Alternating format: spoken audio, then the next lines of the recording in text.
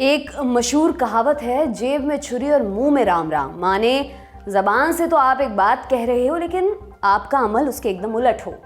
ये कहावत मेक्सिको के पूर्व public security minister Genaro Garcia Luna पर एकदम सटीक बैठती है।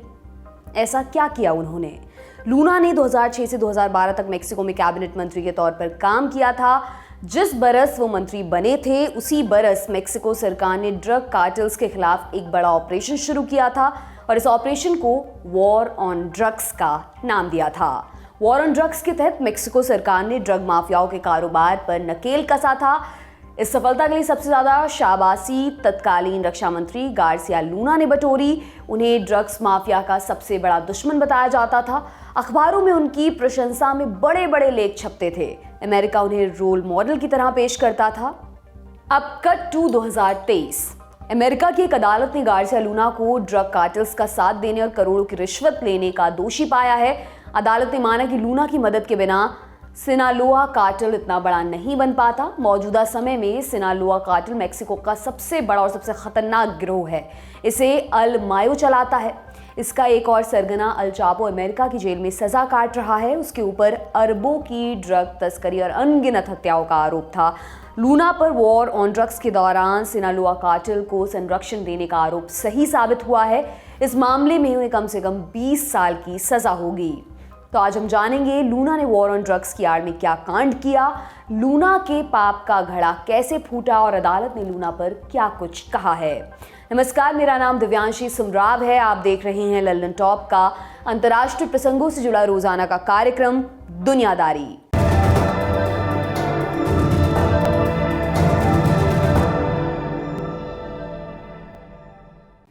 आज कहानी एक भ्रष्ट मंत्री के काले कारनामों की। सबसे पहले उस ड्रग तस्कर के बारे में जान लीजिए जिसे गार्सिया लूना ने पाल पोस कर दैत्य बना दिया था। इतना बड़ा कि एक समय उसकी संपत्ति 8,000 करोड़ रुपयों से भी ज्यादा हो गई थी।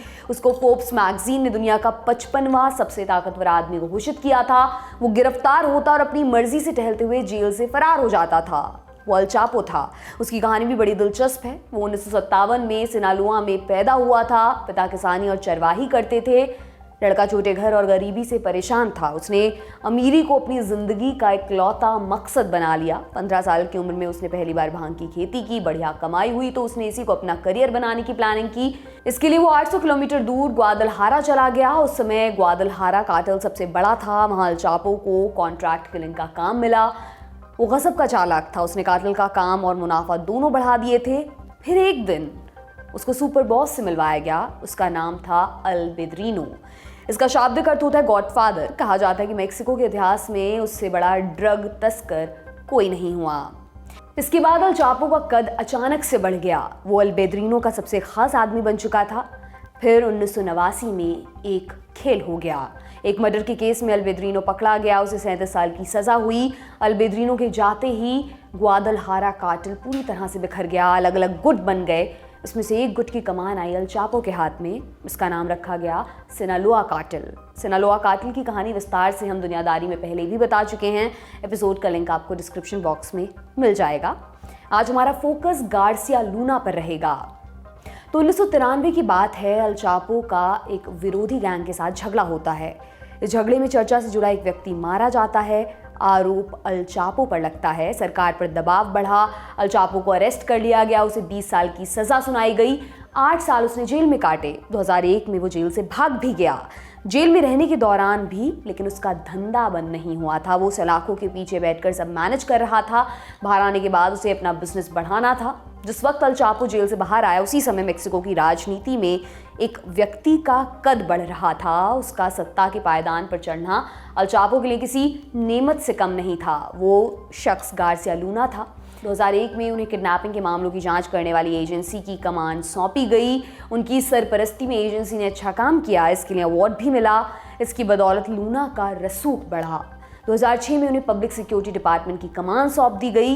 ये एक तरह से गृह मंत्री वाली जिम्मेदारी थी। पूरे मुल्क की पुलिस उनको रिपोर्ट करती थी। लूना को देश के अंदर लॉ एंड ऑर्डर मेंटेन रखना था।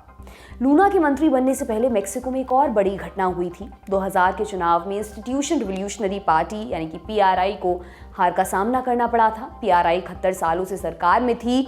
ड्रग तस्करों के साथ उनकी पुरानी साठगांठ थी। इस सपोर्ट सिस्टम के दम पर ड्रग कार्टेल्स अमेरिका में नशे का कारोबार धड़ल्ले से चला रहे थे। जैसे ही सरकार बदली, सपोर्ट कमजोर पड़ गया। नई सरकार पर अमेरिका का दबाव पड़ा, उसने ड्रग कार्टेल के ऊपर शिकंजा कसना शुरू किया। तब सिनालुआ कार्टेल ने हिंसा का रास्ता लिया, सैकड़ों बेगुनाह मारे गए। फिर 2006 में मेक्सिको सरकार ने ड्रग कार्टेल के खिलाफ फाइनल जंग छेड़ने का ऐलान किया। इसमें अमेरिका ने मेक्सिको का साथ दिया। अल चापो उनका दुश्मन नंबर 1 था। और फिर आया 2006 का साल। मेक्सिको सरकार ने आधिकारिक तौर पर वॉर ऑन ड्रग्स की शुरुआत की। इस ऑपरेशन का खाका लूना ने ही तैयार किया था। ऑपरेशन के दौरान मेक्सिको की पुलिस और सेना ने कई गिरोहों को तबाह किया। कुछ गैंग्स तो हमेशा के लिए मिटा दिए गए। इस ऑपरेशन के दौरान पुलिस पर गैर न्यायिक हत्या के आरोप भी लगे, फिर भी लूना पीछे नहीं हटे। हालांकि उसी समय एक दिलचस्प चीज हो रही थी। बाकी ड्रग गैंग्स तो नुकसान झेल रहे थे, लेकिन सिनालुआ कार्टेल लगातार फलता फूलता जा रहा था। अल चापो फोर्ब्स की लिस्ट में शामिल हो चुका था। अमेरिका ने उसके ऊपर करोड़ों का इनाम घोषित कर रखा था, मगर वो पकड़ में नहीं आ रहा था। इसका भंडार कई बरस बाद जाकर फूटा। जब सच बाहर आया तब पता चला कि अल चापो और सिनालुआ कार्टेल को बचाने में सबसे बड़ी भूमिका लूना की थी। वो पैसे खाकर अल चापो के विरोधियों को ठिकाने लगवा देते थे। पुलिस भी उनके साथ मिली हुई थी। सिर्फ इतना ही नहीं, लूना के एजेंट सिनालुआ कार्टेल के लिए ड्रग्स के शिपमेंट को सुरक्षा देते थे। इसके बदले में लूना को $US में रिश्वत दी जाती थी। घूस के पैसे अलग अलग जगहों पर सूटकेस में भरकर दिए जाते थे। अदालती डॉक्यूमेंट्स के अनुसार अल चापो ने बदले में 4 मांगे की थी। क्या क्या? नंबर 1, सिनालुआ कार्टेल को पूरा संरक्षण मिलेगा, कोई गिरफ्तारी नहीं होगी। नंबर 2, कोकीन और दूसरे ड्रग्स की शिपमेंट के लिए सुरक्षित मार्ग मुहैया करवाना होगा। नंबर 3, अगर कोई छापेमारी होने वाली होगी तो सबसे पहले जानकारी उसे मिलेगी। और नंबर 4, विरोधी ग्रुप से जुड़ी हर खुफिया जानकारी उसे मिलती रहेगी। लूना की इन मांगों को पूरा करना बेहद आसान बात थी। उन्होंने इसके लिए हामी भर दी। बदले में अल चापो ने लूना को पैसों से तोल दिया। ये खेल 2012 तक चलता रहा। 2012 में लूना को पद से हटा दिया गया। फिर वो परिवार के साथ अमेरिका चले आए। 2018 में उन्होंने नागरिकता के लिए अप्लाई किया। इसमें उन्होंने अपनी पिछली करतूतों को छिपा लिया था। उधर मेक्सिको में अल चापो की उल्टी गिनती शुरू हो गई। फरवरी 2014 में उसे 3 बार पकड़ने की कोशिश की गई। 2 बार तो वो भाग निकला, लेकिन तीसरी बार वो हाथ आ गया। वहां से अरेस्ट कर उसे अल्टापीनो में रखा गया। जुलाई 2015 में अल चापो वहां से सुरंग बनाकर भाग गया। फिर 6 महीने बाद खबर आई कि मेक्सिकन मरीन्स के एक ऑपरेशन में अल चापो पकड़ा गया है। 2017 में उसको अमेरिका प्रत्यर्पित कर दिया गया। जुलाई 2019 में न्यूयॉर्क की एक अदालत ने उसको आजीवन कैद के अलावा 30 साल की सजा सुनाई। मतलब ये कि वो अब अमेरिका की जेल में ही मरेगा। अल चापो की नैया तो डूब चुकी थी। अब धीरे धीरे उसके गैंग के मेंबर्स भी दबोचे जाने लगे थे। इन सब के बीच लूना अमेरिका में सेटल होने की कोशिश कर रहे थे। लूना के पास कई लग्जरी घर और दूसरी संपत्तियां इकट्ठी हो चुकी थी। इसे सरकारी सैलरी से कभी खरीदा नहीं जा सकता था। मेक्सिको की जांच एजेंसियों की नज़र उन पर पड़ी। साल 2018 में उनके ऊपर जांच बैठी। वो अपनी संपत्ति सफ़ेद साबित करने में असफल रहे। उनके ऊपर कोई एक्शन लिया जाता उससे पहले ही वो अमेरिका से फरार हो गए। अल चापो के कई शागिर्द भी जेल में बंद थे। अमेरिकी पुलिस उनसे मुंह खुलवाना बखूबी जानती थी। 2018 में पहली बार लूना के खिलाफ एक गवाही आई अल चापो के एक गैंग मेंबर की। उसने कहा कि लूना रिश्वत लेकर हमारे गैंग को सुरक्षा देते थे। कुछ दिनों के अंतराल में गवाहों की संख्या बढ़ती गई। अब लूना को अमेरिका की पुलिस खोजने में जुट गई। दिसंबर 2019 में लूना को गिरफ्तार भी कर लिया गया। अमेरिका में ही उनके खिलाफ रिश्वत लेकर ड्रग कार्टेल की मदद करने का केस चला। न्यूयॉर्क टाइम्स की एक रिपोर्ट के मुताबिक लूना के खिलाफ सबूत के तौर पर 4 छापों में जब्त की गई 75 किलोग्राम कोकीन और 4 किलोग्राम हेरोइन पेश की गई थी। 2020 में लूना ने बेल मांगी, लेकिन अमेरिकी अदालत ने उनकी बेल खारिज कर दी। आरोप ये भी लगा कि तत्कालीन मेक्सिकन राष्ट्रपति फेलिप काल्डेरोन को लूना और अल चापो की साठगांठ के बारे में पहले से पता था। फेलिप ने इस आरोप से इनकार किया है। लूना का केस 1 महीने पहले ब्रुकलिन की एक डिस्ट्रिक्ट कोर्ट में शुरू हुआ था। 21 फरवरी 2023 को अदालत ने लूना को दोषी ठहरा दिया है। अब सजा का फैसला होना बाकी है। यूएस के डिपार्टमेंट ऑफ जस्टिस ने कहा कि उन्हें कम से कम 20 साल की सजा हो सकती है। लूना अपने ऊपर लगाए गए सभी आरोपों से इनकार करते हैं। उनका कहना है कि वो बेकसूर हैं। मेक्सिको के राष्ट्रपति एंड्रेस मैनुअल लोपेस के एक प्रवक्ता ने अदालत के फैसले की तारीफ की है। पूर्व राष्ट्रपति फेलिप को इसके लिए जिम्मेदार बताया। ये तो थी अल चापो लूना की मिली भगत की कहानी, लेकिन क्या ऐसा पहली बार हो रहा है जब सरकार का कोई प्रतिनिधि ड्रग माफियाओं के लिए काम करता पकड़ा गया है? इसका जवाब है नहीं। अक्टूबर 2020 में मेक्सिको के पूर्व रक्षा मंत्री जनरल सल्वाडोर सिएनफ्यूगोस को ऐसे ही मामले में अमेरिका में गिरफ्तार किया गया था। उन पर आरोप था कि उन्होंने मेक्सिको से अमेरिका तक ड्रग्स को लाने ले जाने की अनुमति दी थी, लेकिन बाद में उन्हें बाइज्जत बरी भी कर दिया गया था। बड़ी खबर सेगमेंट यहीं पर समाप्त होता है। अब बारी सुर्खियों की। पहली सुर्खी रूस यूक्रेन युद्ध से है।